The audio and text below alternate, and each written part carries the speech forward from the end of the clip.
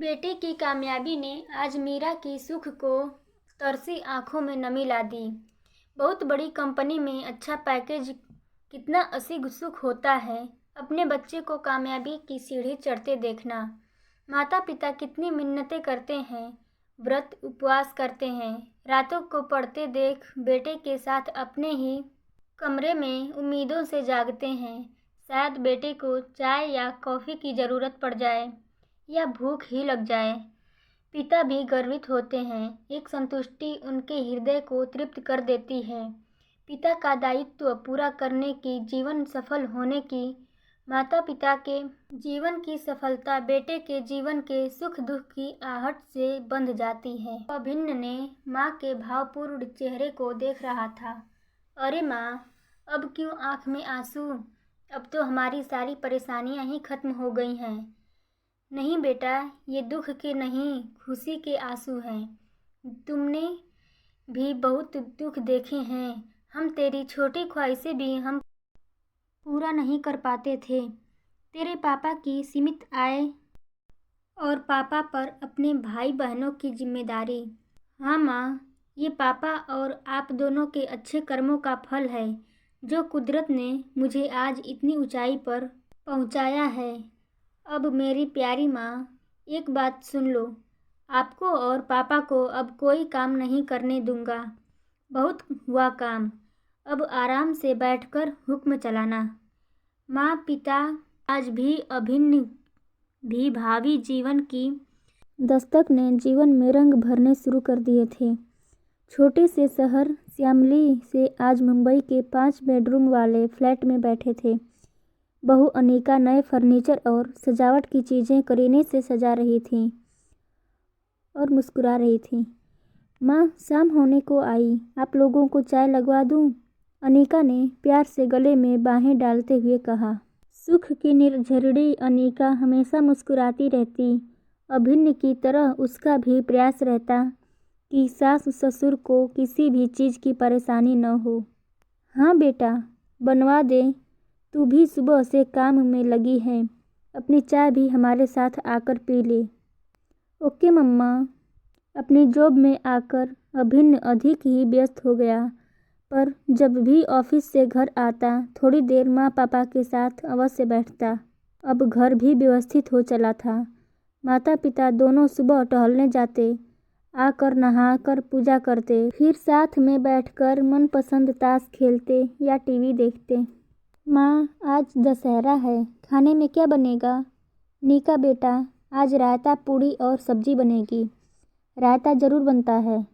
ठीक है माँ, मैं करती हूँ। अरे माँ, आप रसोई में क्यों आ गई? अभिन्न देखेंगे तो गुस्सा होंगे। मेरी माँ से काम क्यों करवाया? माँ को रसोई में देख अनीका ने कहा। तो उसे बताने कौन जा रहा है? आज खाना मैं बनाती हूँ। एक अनोखी लालसा माँ के चेहरे पर तैर गई। आज वे अपने हाथ से खाना बनाकर सबको खिलाना चाहती थीं। वैसे भी बहुत दिनों से उन्होंने रसोई में कदम ही नहीं रखा था।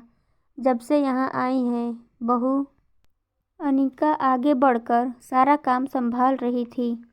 उन्हें कुछ करने का मौका ही नहीं मिलता। मीरा खुश भी थी। दुर्दिन दिन छट गए। क्या चाहिए?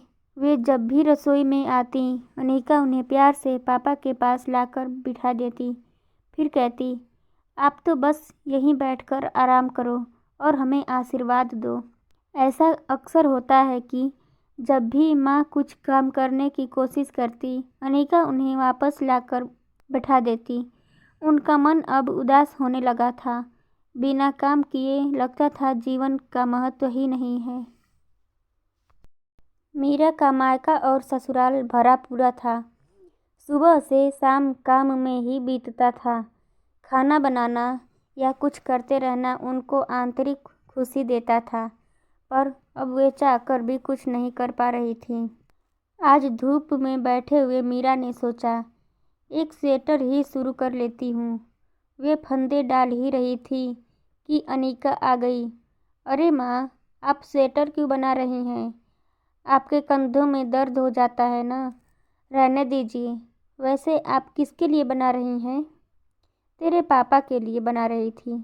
शाम को अनीका बाजार से एक गिफ्ट ससुर के लिए लेकर आई। पापा देखिए, आपके लिए गिफ्ट है। अरे, यह तो बहुत सुंदर है। ससुर जी ने पैकेट खोला तो एक सुंदर स्वेटर अपनी रंगत बिखेर रहा था। पश्मीने की वूल का स्वेटर हाथ में लिए ससुर जी उसे सहला रहे थे।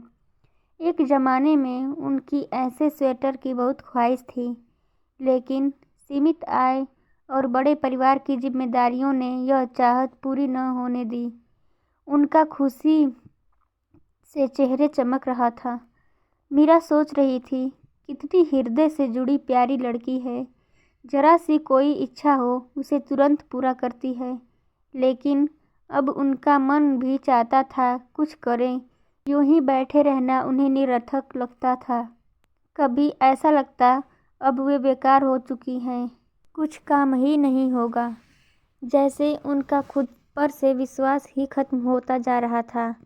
जिस भी काम को करने चलती, बहू हाथ से काम ले लेती या सहायक को करके करवा देती। वे बेमन से बैठी रह जाती। उनका आत्मविश्वास डगमगाने लगा था। उनको हृदय में सब कुछ होते हुए भी कुछ खालीपन सा लगता था। कुछ दिन उसी ऊहापोह में बीते। बहू से उसके लाड़ प्यार के आगे कुछ कह भी नहीं पाती थी। अब मीरा का मन अपने पुराने घर जाने को करने लगा। उन्हें अपनी रसोई, अपना घर याद आने लगा। सुनो जी, कुछ दिनों के लिए घर वापस चलें। रात में सोने से पूर्व मीरा ने पति से कहा। क्यों, क्या हुआ? तुम्हें किसी ने कुछ परेशानी है क्या? यह भी तो अपना ही घर है। कुछ दिनों से मैं देख रहा हूँ तुम कुछ परेशान हो। अरे, आप तो परेशान हो गए। मुझे कोई परेशानी नहीं, न ही किसी ने कुछ कहा। बहू तो हृदय से सम्मान देती है, बस कुछ करने को नहीं देती है। सो मन उदास हो रहा है। लगता है मेरे जीवन का कोई मकसद ही नहीं। अपने ही घर में मेहमान हो गई हूँ।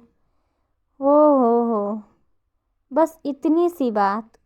ठीक है, अब तुम काम कर सकोगी, लेकिन एक वादा करो, खुद को थकाओगी नहीं। तुम्हारा बीपी बढ़ जाता है।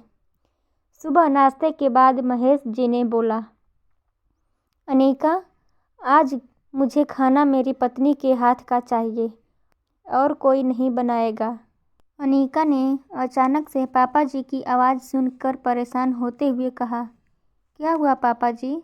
खाने में कुछ गड़बड़ हो गई? मुझे बताइए। हाँ, बहुत बड़ी गड़बड़ हो गई है।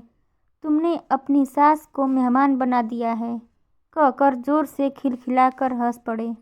पर पापा जी, महेश जी ने प्यार से हाथ सिर पर फेरते हुए कहा, बेटा, आराम भी हिसाब से ही अच्छा लगता है। तेरी सास ने हमेशा किचन पर राज किया है, शायद इसी में उसको तृप्ति मिलती है। कुछ काम कर संतुष्टि हर उम्र की ज़रूरत होती है। तो लेकिन माँ को तो बीपी है ना, कहीं काम करने से। अनीका के वाक्य पूरा करने से पहले ही महेश बोले, तुम्हारी चिंता स्वाभाविक है, पर बेटा, हल्का फुल्का काम नहीं थकाता बल्कि स्फूर्ति देता है। तभी अनीका ने सासू माँ का हाथ प्यार से पकड़ा और रसोई में ले चली। आज आप खीर बनाएंगी। मुझे अभिन्न ने बताया था आप खीर बहुत अच्छा बनाती हैं। हमेशा ही खीर खाते समय वे कहते हैं। माँ बच्चों को खीर देते मुस्कुरा रही थी। उनके चेहरे पर असीम तृप्ति थी, जिसे देख अनीका भी खुश थी।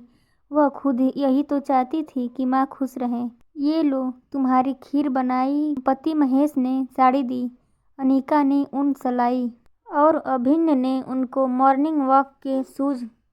अरे, आप लोग ये सामान क्यों लाए और इन सब की क्या ज़रूरत थी? बहुत दिनों बाद उनके मन को कोना उमंग में चंचल हो उठा। वे नई नवेली सी मुस्कुरा उठी। ज़रूरत थी इस पर मैं आज आपकी पहली रसोई थी। अभिन्न, अनीका और महेश ने एक साथ कहा।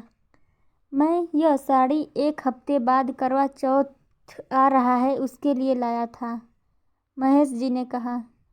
बच्चों और पति के प्यार से अभिभूत मीरा सुख की छैया में गुनगुना उठी। तो दोस्तों, इस कहानी पर आपकी क्या राय है, हमें कमेंट करके ज़रूर बताएं। अगर आप किसी के बहू या बेटे हैं तो अपने सास ससुर को या अपने माता पिता को ऐसे ही सुख दें। वो बुज़ुर्ग उम्र में यही चाहते हैं। या आप एक सास ससुर हैं तो अपने बहू को ऐसा ही प्यार और सम्मान दें। धन्यवाद।